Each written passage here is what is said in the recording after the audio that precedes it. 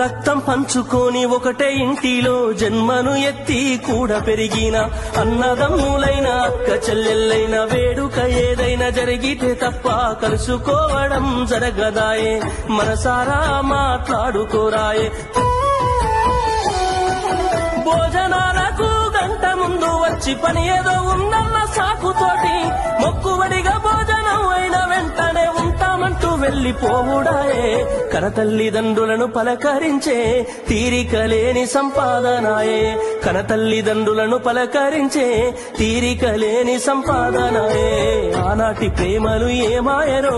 బంధాలు బంధుత్వమెటుబాయరా డబ్బు బంధాలే మిగిలేనురో